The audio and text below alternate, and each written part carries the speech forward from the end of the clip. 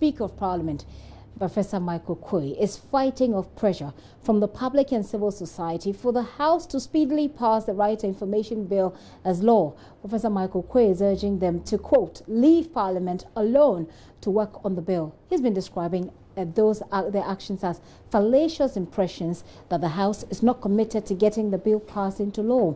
Individuals, corporate organizations, and of course CSOs have piled up pressure on the current Parliament to ensure that it does not pass the buck again, but do all it can to pass the bill before it rises. The Speaker says a lot of progress has been made in trying to get the bill passed into law, so Parliament should be left alone. Recently, while Parliament is still working hard to pass the Right of Information Bill, certain persons and institutions are acting as if we are droning off on the bill. This is fallacious, and I would be glad if the media will seriously correct this misimpression. The bill has seen several years and several parliaments, and it is tricky in many ways. The budget and other tricky and important matters also came our way.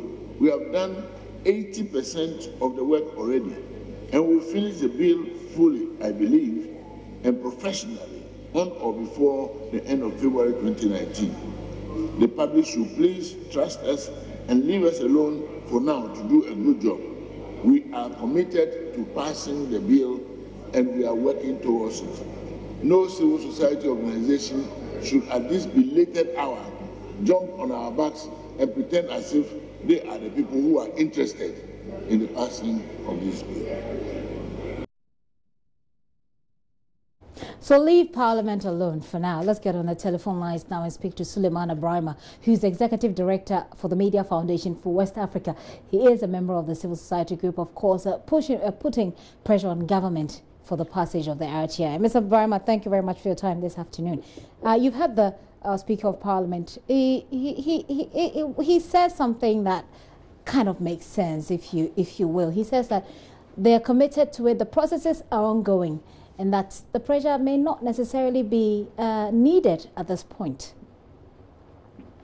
Well, I really am at pains to understand what the Right Honourable Speaker refers to as pressure. I think that if civil society has done anything at all, it has been helping with whatever we can in terms of engaging with Parliament, supporting the relevant parliamentary committees to get the processes through. And so I really cannot understand what the Right Honourable Speaker refers to as pressure. And indeed, if I may, I think what perhaps we would understand to be pressure is something that would really start from January 2019. Because, I mean, the Honourable Speaker, this is not the first time he's speaking about the bill. Indeed, less than 2 months ago, he had given assurance that the bill will be passed before Parliament goes on recess, and it hasn't been done. The President himself has spoken a number of occasions about it, giving different timelines. They've all come and passed. Nothing has been done. The Vice President is same. The former Minister for Information did the same. And so I really cannot understand what the Speaker is talking about in terms of pressure. Well, Mr. Ibrahima, there has also been the concern that if the law in its current form is not checked, and so that you pass a law that actually deals with the concerns that have been raised, you end up having a law that whose purpose is actually defeated from scratch. The Speaker says that they're working on it, they want it to be passed, what he uses the word professionally. Isn't that good enough? And at least he provides some, well, again, let's just say another timeline. He says by February 2019 it will be passed. Is that satisfactory enough? Well, I agree that the bill, as we know it, as of the time Parliament was going on recess, wasn't a clean bill that could go, and we would celebrate as a good right to information law. But you see, the reality of the matter is that, and sometimes I think these things are just said to deceive the masses who may not have followed the process. This is a bill that was ready to be passed on January 6, 2017, the very last day of the last Parliament. And as at that time, the bill had gone through all the necessary consultations, civil society had made inputs and so on and so forth, and we were happy with that state of the bill that was ready to be passed. Motion was actually moved on that day, and it was the current majority side, which was minority then, that resisted the passage.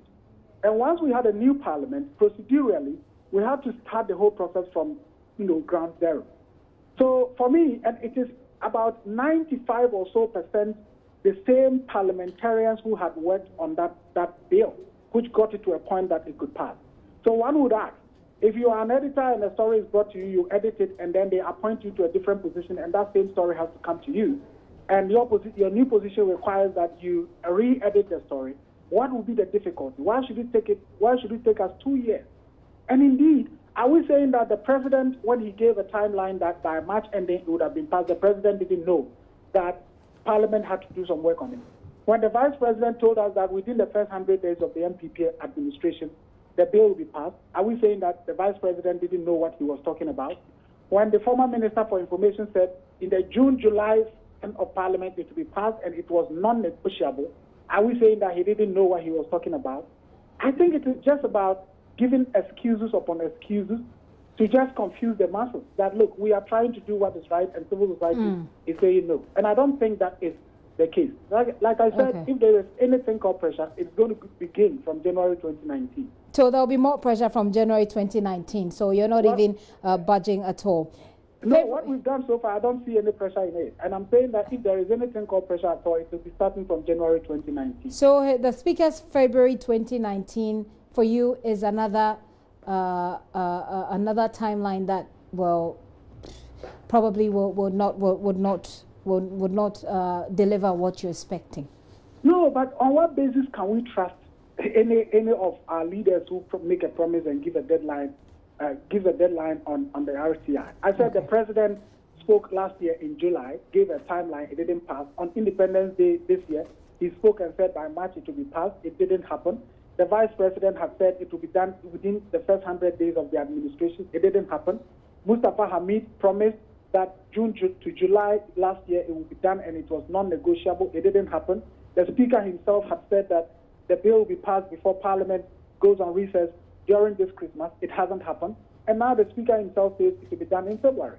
So the president, vice president, speaker, the ministers, they've all given promises with different timelines. They've all passed. Nothing happened. On what basis can we, be sure about any new promise and timeline that is given? I think that, as I said, we would start what can be properly described as pressure from January 2019 and hope that it will get done. Suleiman Barima is the Executive Director for the Media Foundation for West Africa. Thank you very much for your time this afternoon.